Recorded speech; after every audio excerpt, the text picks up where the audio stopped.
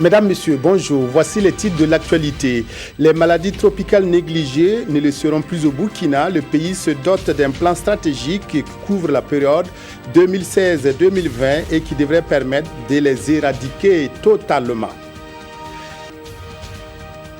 Les maladies tropicales négligées sont prises au sérieux par le Burkina. Un plan national stratégique 2016-2020 de lutte contre ces maladies est validé par un atelier à Ouagadougou. Ce plan va doter le Burkina d'une stratégie qui devrait permettre l'éradication totale des maladies tropicales négligées pour une atteinte des objectifs de développement durable. Reportage Roger Kam, Oumar Zombré. Ces acteurs de la santé, réunis ici en atelier, peaufinent leur stratégie pour l'élimination complète des maladies tropicales négligées au Burkina Faso. Au cours de cette rencontre, ils vont examiner et faire des propositions en vue d'améliorer le contenu du plan stratégique national 2016-2020 pour lutter contre ces maladies. Nous avons 4 grandes priorités stratégiques, à savoir intensifier la mise à l'échelle des interventions, renforcer la gouvernance, renforcer le suivi, l'évaluation et la recherche, et renforcer le partenariat avec tous les autres secteurs de développement. Selon l'Organisation mondiale de la santé, les maladies tropicales négligées sont appauvrissantes et empêcheront l'atteinte des objectifs de développement durable si rien n'est fait. Au Burkina Faso, grâce aux efforts consentis, certaines maladies tropicales sont en voie de disparaître des radars du ministère de la Santé. La schistosomiase ou bilharziose urinaire est pratiquement sous contrôle. La lèpre ne constitue plus un problème de santé publique, de même que l'onchocercose. Le ver de Guinée a été éradiqué. Bref, il y a des acquis qui ont été engagés, mais des efforts supplémentaires sont encore nécessaires pour atteindre l'échéance 2020 de contrôle et d'élimination de toutes les MTN. 17 maladies tropicales négligées ont été identifiées par l'OMS dans le monde et une seule, dont la maladie de Chagas, ne se retrouve pas au Burkina Faso. Cependant, le coordonnateur du programme de lutte contre les maladies tropicales négligées reste confiant et affirme qu'à partir de 2018, un certain nombre de ces maladies seront complètement éradiquées. Le deuxième conseil d'administration du secteur ministériel KASEM de la communication se tient aujourd'hui. Le point des actions menées au cours de cette année qui s'achève sera fait. Il s'agit notamment de la mise en œuvre de la TNT avec l'opérationnalisation de la SBT des communications sur les plans stratégiques de développement de la RTB, des éditions Sidoya et de l'ISTIC sont également à l'ordre du jour. Reportage Ibrahim Sombier, Ismaël Djiloma, Sirima. Réunis pour la deuxième fois en 2016, les responsables des différents services et structures rattachés au ministère de la Communication font le point de leurs activités. Il est question ici d'examiner l'ensemble des actions menées au cours de l'année 2016. Nous avons donc au niveau de la SBT lancé entièrement le programme de mise en œuvre de la SBT, c'est-à-dire donc que la TNT est en train de se déployer sur le territoire. Nous avons au niveau de Sidoya réalisé un certain nombre d'éléments, notamment dans la signature de contrat pour la distribution de Sidoya à travers donc 15 villes du Burkina et le maillage de la sous-région par Sidoya.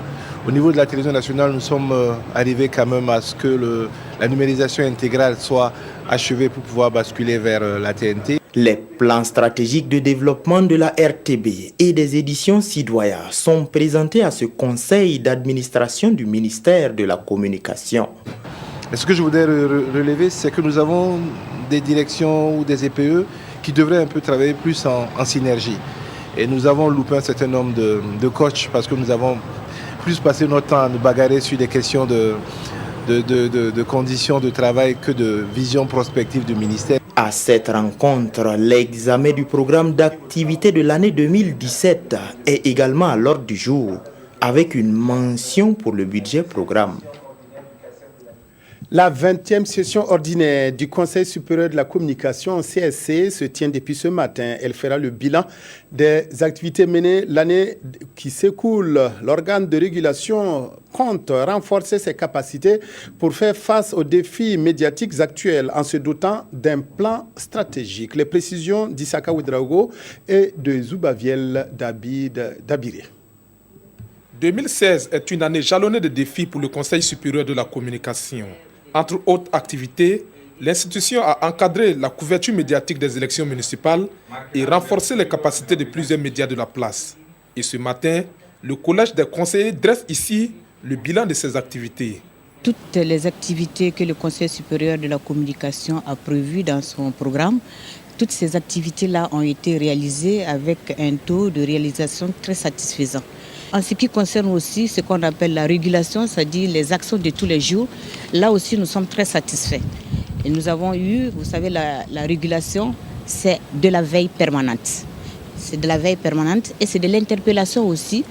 Le parc médiatique burkinabé est en plein essor. De 120 médias en 2006, le Conseil supérieur de la communication se voit aujourd'hui contraint d'assurer la régulation de plus de 290 médias. Pour être en phase avec cette évolution du paysage médiatique, l'organe de régulation se dote d'un plan stratégique 2017-2021. Le plan stratégique travaille à long terme, c'est-à-dire qu'il permet de dégager les perspectives de cette institution pendant 5 ans. Et en plus de cela, il dégage 2 programmes. Ce sont des programmes stratégiques. Un plan qui devrait contribuer davantage à la professionnalisation du secteur des médias. Et actualité sécuritaire oblige, la présidente du Conseil supérieur de la communication appelle le monde des médias à plus de responsabilité dans le traitement des informations liées à la sécurité nationale. Le programme de renforcement de la gouvernance peut s'enorgueillir d'un taux d'exécution de 90%. Bilan dressé à l'ouverture de la 2e session du comité de pilotage du PRG. Les travaux qui se sont tenus à Ouagadougou ont permis d'améliorer la performance en matière de gouvernance en 2017. Souleymane Sanou, Tanga Kafando, reportage. Pour la 2e fois dans l'année, les différentes unités du programme de renforcement de la gouvernance se réunissent pour examiner le niveau d'exécution du programme. Il s'agit pour le comité de pilotage d'évaluer le parcours afin d'améliorer les résultats. Le comité de pilotage va nous questionner l'ensemble des 3 sous-programmes sur les performances que nous avons pu atteindre au niveau de 2007, également sur les difficultés que nous avons pu rencontrer pour qu'ensemble nous puissions voir qu'est-ce qu'il faut trouver comme stratégie, comme moyen pour améliorer l'exécution et les performances des sous-composantes pour l'année 2017. Le programme de renforcement de la gouvernance comprend 3 composantes, la gouvernance politique, la gouvernance locale et administrative et la gouvernance économique. Il bénéficie de l'appui du PNUD, le programme des Nations Unies pour le développement. Chaque année, nous injectons autour d'1 milliard. Cette année, on est autour de 900 millions de francs CFA qui ont été injectés directement à travers les projets.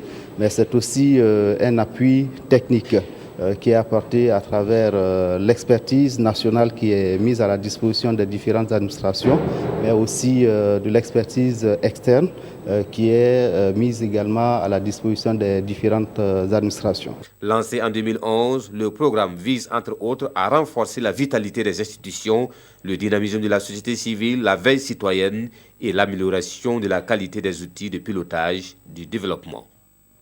L'igname est abondamment cultivé dans la province du Noubiel, dans la région du Sud-Ouest. En cette fin d'année, l'heure est aux récoltes. Activité rentable pour les producteurs et acheteurs. La filière a toutefois besoin d'une meilleure organisation car elle est confrontée à de graves difficultés. Reportage Justin Karambiri, ici à Kanana. Un chargement d'igname à destination de Bobo Dioulasso. Et c'est ainsi tous les 5 jours de marché à Passena, village de la commune de Kamti. Tout comme à Midebdo dans la province du Numbiel, la commercialisation des tubercules constitue la principale activité actuelle des populations. Pour la campagne agricole 2015-2016, près de 32 000 tonnes d'igname sont attendues dans la province du Numbiel. Une grande partie de cette production est écoulée à Gawa et à Bobo Dioulasso. J'ai débuté ma production depuis 1997. De nos jours, je peux dire que c'est une vingtaine d'années. À chaque année, j'essaie de moderniser, j'essaie d'apporter quelques techniques pour pouvoir augmenter mes rendements. Comme intérêt, je sais que ça dépasse les 1 million à chaque année. Car cela ne tienne, ces producteurs disent être confrontés à de nombreuses difficultés, dont l'inorganisation du secteur. On n'a pas un groupement fixe comme ça pour s'entretenir, pour échanger entre nous, pour valoriser nos produits qui va encore nous rapporter beaucoup. À partir de là, on peut définir tout ce qui est utile pour leur accompagnement. Mais de façon isolée, vraiment, c'est très très compliqué. Vu le nombre d'agents et le problème de moyens aussi qui se vit, et les agents n'ont pas le carburant pour parcourir certaines localités pour vraiment accompagner les producteurs comme il se doit. Les caprices pluviométriques, la pauvreté des sols, le problème de la conservation constituent également des obstacles majeurs au développement de la filière. Il y a des périodes où on trouve beaucoup d'igname sur le marché. Et si tu n'arrives pas à écouler ton stock, 3 à 4 jours après, les ignames perdent du poids et du prix, ce qui est une perte pour le vendeur. L'organisation des journées promotionnelles et l'installation de comptoirs d'achat serait donc une aubaine pour tous les acteurs de la filière igname dans le Numbiel.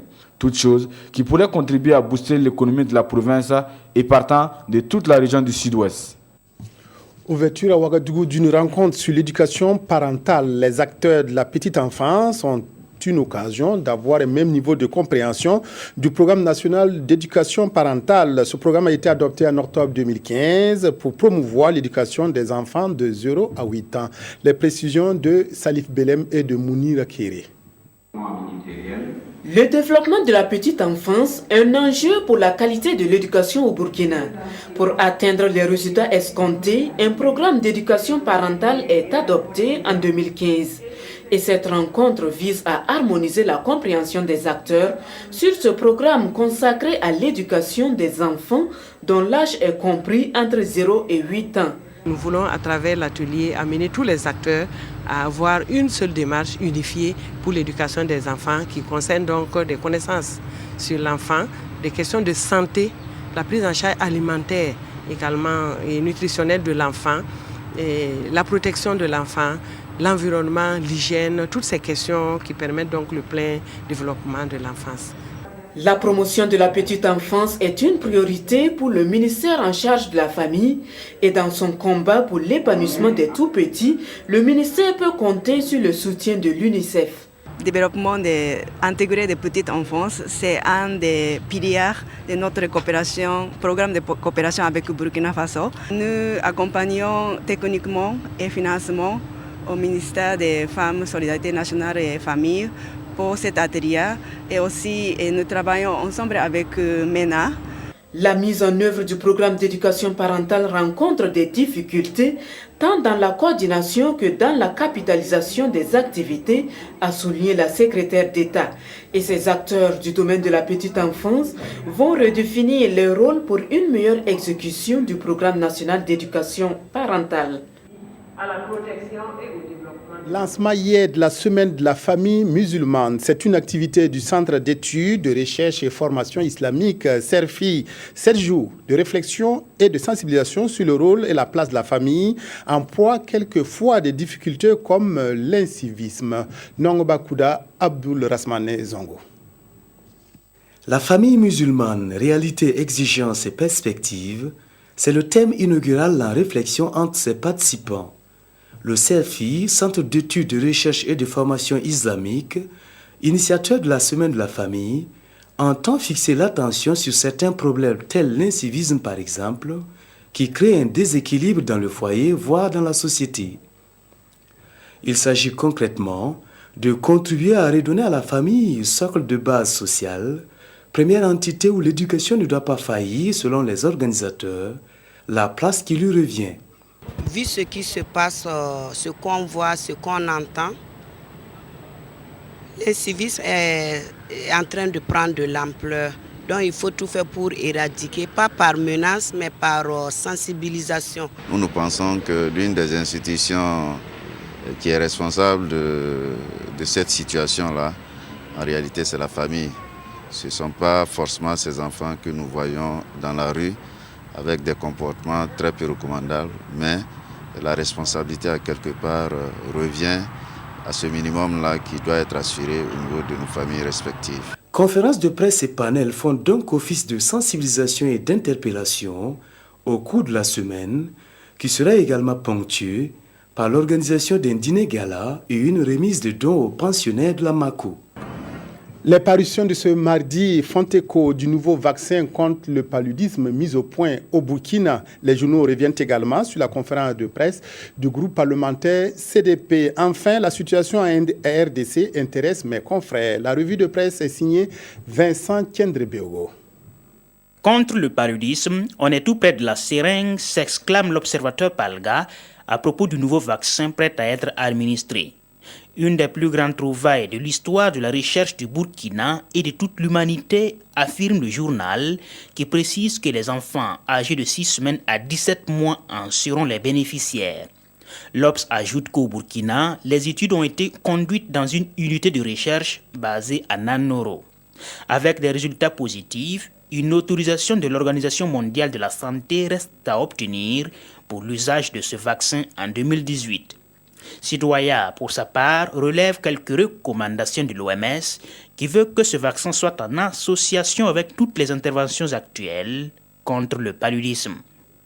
La sortie médiatique du groupe parlementaire CDP sur la levée de l'immunité du député Salifou Sawadogo par l'Assemblée nationale occupe également les colonnes des quotidiens.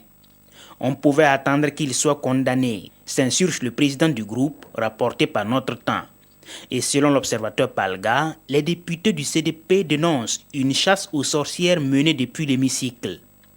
Le pays ajoute que ses parlementaires fustigent l'attitude du président de l'Assemblée nationale qui outrepasse ses prérogatives en se substituant à l'exécutif.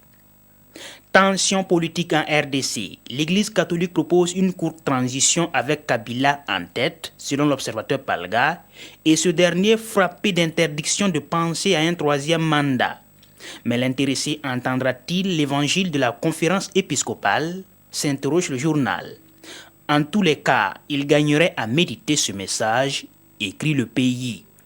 Pour le moment, avec l'Église en face, l'homme fort de Kinshasa est sur les pas de Blaise Compaoré, un rapprochement fait par le journal. Fin du journal, merci de l'avoir suivi, merci de votre aimable attention. Excellent après-midi à toutes et à tous en compagnie de la RTB.